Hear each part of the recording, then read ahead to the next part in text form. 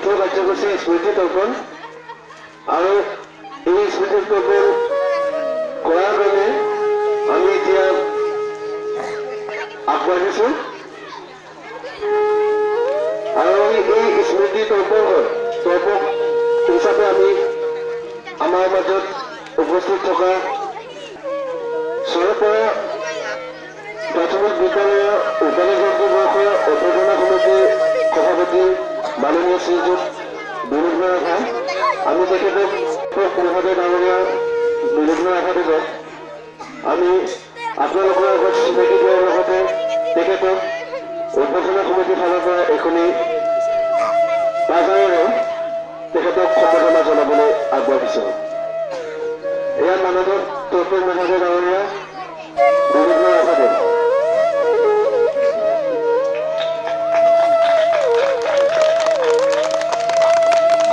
লগে লগে আমি মাননীয় মহোদয় স্মৃতি তৰ্পণ কৰাৰ কাৰণে আগবাঢ়ি আহিবলৈ অনুৰোধ জনাইছোঁ।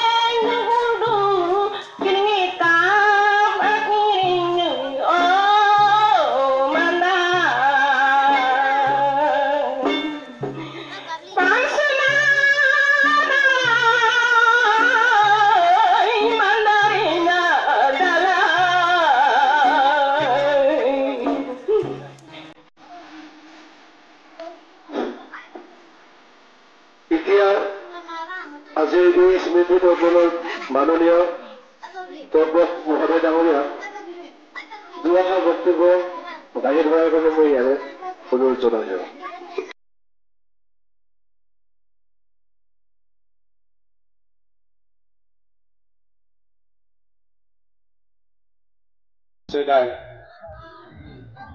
আমাৰ চৰকপাৰা প্ৰাথমিক বিদ্যালয়ৰ আজি ৰূপালী জয়ন্তী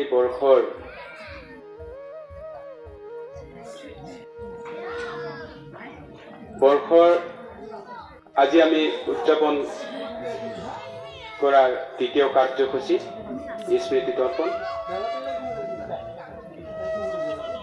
স্মৃতি তৰ্পণ দুআষাৰ ভাষণ ৰখাৰ কাৰণে মোক আমাৰ সম্পাদক ডাঙৰীয়াই অনুৰোধ কৰিলে, সেয়েহে মই দুআষাৰ ভাষণ ৰাখিম বুলি থৈ দিছোঁ। এই ভাষণত মোৰ হয়তো বহু ভুল-ভ্ৰান্তি ৰৈ যাব পাৰে, সেয়েহে যাতে ৰাইজে ক্ষমা কৰে। আমাৰ চৰকপাৰা প্ৰাথমিক বিদ্যালয়ৰ পৰিচালনা সমিতিৰ মাননীয় সভাপতি মহাশয়, চৰকপাৰা প্ৰাথমিক বিদ্যালয়ৰ প্ৰধান শিক্ষক শিক্ষয়িত্ৰী মহাদিয়া আৰু চৰকপাৰা গাঁৱৰ প্ৰাথমিক বিদ্যালয়ৰ উপদেষ্টা মণ্ডলী আৰু বিভিন্ন পদত থকা পদবীসকল আৰু আই মাতৃ ভাই ভনীসকল, আমাৰ চৰকপাৰা প্ৰাথমিক বিদ্যালয় আজি 1994 চনত স্থাপনৰ পৰা আজি 2021 চনলৈকে আমাৰ 25 বছৰ বয়স অতিক্ৰম কৰিলে। এইখিনি বৰ্ষত আমাৰ বহুতো অভিজ্ঞ জ্ঞানী ব্যক্তিসকলে আমাৰ এই স্কুলখন স্থাপিত কৰিছিল। সেই জ্ঞানী অভিজ্ঞ ব্যক্তিসকল কিছু কিছু হ'লেও আজি আমাৰ মাজৰ পৰা গুচি গ'ল। সেই ব্যক্তিসকলৰ আজি আত্মা চিৰশান্তি লাভ কৰাৰ কাৰণে মই ভগৱানৰ ওচৰত একত্ৰিত প্ৰাৰ্থনা জনাইছোঁ। আৰু তেখেতসকল যিসকল ব্যক্তি আমাৰ মাজৰ পৰা গুচি গ'ল বা মৃত্যুবৰণ কৰিলে, তেখেতসকল ব্যক্তিয়ে আমাক এইখন ইমান ডাঙৰ মহৎ জ্ঞানেৰে আমাক এটা অৱদান আগবঢ়াই থৈ গৈছে। এইখন হৈছে আমাৰ চৰকপাৰা প্ৰাথমিক বিদ্যালয়। এই প্ৰাথমিক বিদ্যালয়খিনি আমাৰ চৰকপাৰা গাঁৱৰ উঠি অহা ডেকাচাম ভাই বন্ধুসকলে আমি বুকুত বান্ধি হ'লেও জীয়াই ৰাখিব লাগিব। সেয়েহে ৰাইজ মই আৰু বেছি দীঘলীয়া নকৰোঁ। সদশেষত আমাৰ স্থাপিত যিসকল ব্যক্তি আমাৰ মাজৰ পৰা স্মৰণ কৰি গুচি গ'ল, তেখেতসকলৰ আত্মা চিৰশান্তি লাভ হোৱাৰ কাৰণে মই ভগৱানৰ ওচৰত প্ৰাৰ্থনা জনাইছোঁ। আৰু লগতে তেখেতসকলৰ আত্মাই যাতে স্বৰ্গতকৈ স্বৰ্গধাম লাভ কৰে, সেইকাৰণে মই সমূহ ৰাইজক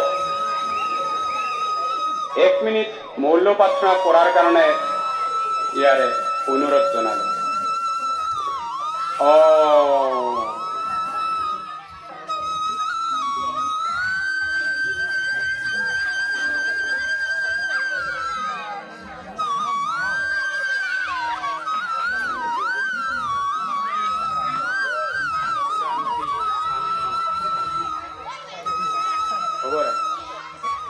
আৰু এইখিনিকে কৈ মই আজি স্মৃতিসৌধ তৰ্পণ হিচাপে মোৰ ভাষণ ইমানতে সামৰণি মাৰিলোঁ।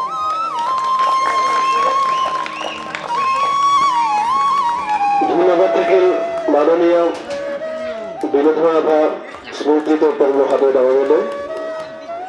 আৰু এইখিনিতে আমাৰ এই কাৰ্যসূচী সমাপ্ত হোৱা বুলি ঘোষণা কৰিলোঁ। লগতে আমাৰ এই স্মৃতি তৰ্পণত দিনজোৰা কাৰ্যসূচীৰে শ্ৰদ্ধাঞ্জলি জনোৱা কাৰ্যসূচী চলি থাকিব। যিসকল ব্যক্তিয়ে শ্ৰদ্ধাঞ্জলি জনাব বিচাৰে তেওঁলোকে ইয়াত আহি শ্ৰদ্ধাঞ্জলি জনাব পাৰিব। এই কাৰ্যসূচী আমাৰ দিনজোৰা হিচাপে চলি থাকিব। আৰু লগে লগে এই স্মৃতি তৰ্পণ কাৰ্যসূচীখিনি সমাপ্ত হোৱা বুলি মই ইয়াতে ঘোষণা কৰিলোঁ। ধন্যবাদ।